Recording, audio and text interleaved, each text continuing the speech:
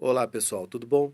Eu sou o professor Paulo Diniz e esse vídeo curto tem o objetivo de apresentar de maneira resumida o conteúdo de análise política da minha coluna semanal que sai toda terça-feira no jornal O Tempo de Belo Horizonte. Bom, o assunto dessa semana é o slogan Diretas Já, que foi recuperado a partir da campanha dos anos 80, que tentava encerrar o regime militar através de eleições diretas, foi recuperado por uma corrente política atualmente e colocado em primeiro plano na campanha contra o atual presidente Michel Temer. É interessante a gente perceber que esse coro de diretas já, além do apelo histórico que ele tem para todo brasileiro, ele ele é bastante localizado politicamente nas figuras que estão mais próximas do ex-presidente Lula, né, já tido como um pré-candidato para 2018. Eu considero essa articulação bastante inteligente. Por quê? Porque consegue manter uma pauta positiva em torno do nome do ex-presidente Lula, ou seja, ele não vai aparecer na imprensa, ele não vai aparecer junto à opinião pública somente associado a denúncias e julgamentos e, enfim, toda essa dinâmica jurídica que nunca faz bem para uma figura pública, né? Então, essa discurso do Diretas já consegue manter o nome de Lula não só em evidência, como associado a uma questão positiva. Pode ser, evidentemente, que essa campanha não progrida, porque ela vai demandar uma mudança constitucional relativamente difícil. Ela está sendo proposta por setores políticos que são minoria, então a dificuldade é muito grande. O que é, inclusive, do ponto de vista estratégico, até interessante, porque, considerando que essa medida fosse aprovada, correria o risco de Lula ser surpreendido por um outro candidato mais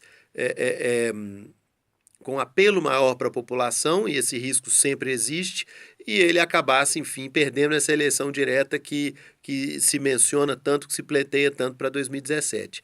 Mas a questão do nosso artigo não é necessariamente discutir a estratégia desses diretas já, que ela é bastante interessante dentro do xadrez político que nós temos em 2017 com vista para 2018.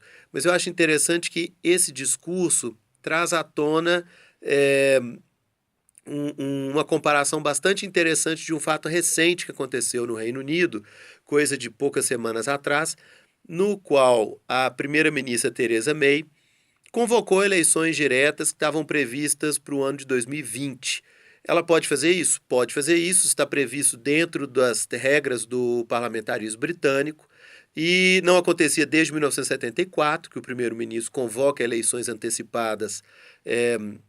Isso é previsto, apesar de não ser muito comum.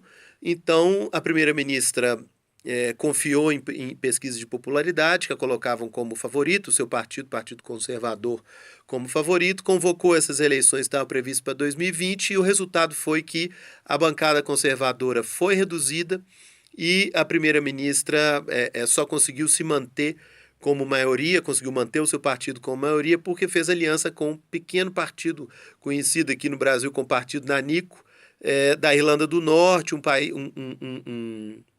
partido com uma série de questões extremamente radicais em alguns pontos, enfim, isso atraiu uma certa impopularidade para a primeira-ministra Theresa May. O que interessa para a gente fazer esse paralelo entre o Diretas Já, que se pede no Brasil hoje, como uma articulação para 2018 principalmente, e o Diretas Já, que foi pedido no Reino Unido, salta aos olhos para mim como a importância que a gente tem que dar ao parlamentarismo no Brasil. Nós temos um quadro político muito dinâmico, nós temos lideranças espalhadas por esse país inteiro, lideranças de interesse regional, lideranças de interesse partidário, sindical, social, econômico. Nós temos um sistema político extremamente diversificado. E é bem interessante que esses atores políticos tenham liberdade para se movimentar, para se articular, das maneiras, enfim, que eles acharem mais importantes em cada momento, dentro de um espaço institucional que seja propício para isso. Então, é interessante o exemplo do Reino Unido, no qual as eleições foram antecipadas, transcorreram normalmente, define-se um novo governo, articulam-se os partidos e a vida segue normalmente, sem uma discussão de mudança institucional, sem acusações feitas ao sistema político de que ele não seria representativo.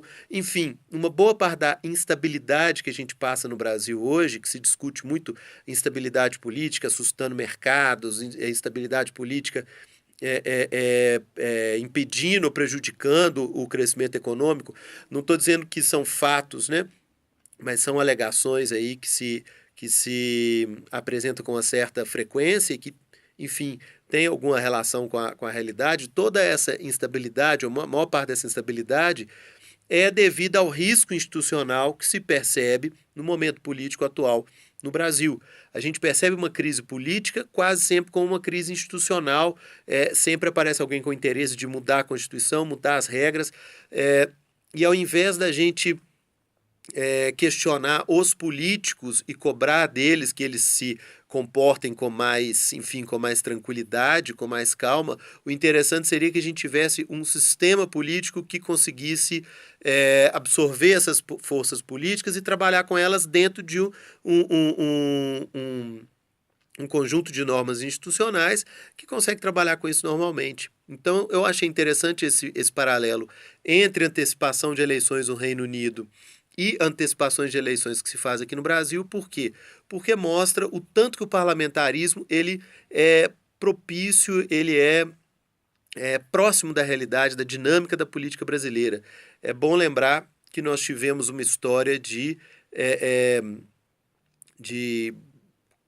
300, quase 400 anos de parlamentarismo no Brasil, com o regime monárquico, com um período pequeno nos anos 60, e principalmente com a nossa tradição parlamentar das câmaras municipais, que começaram a ter eleições no Brasil desde o século XVI, ou seja, pouco tempo depois da nossa descoberta, nós já tínhamos um legislativo funcionando e com eleições, é claro que próprias para as regras da época, né, típicas daquele momento histórico, mas nós temos uma tradição parlamentar muito forte no Brasil.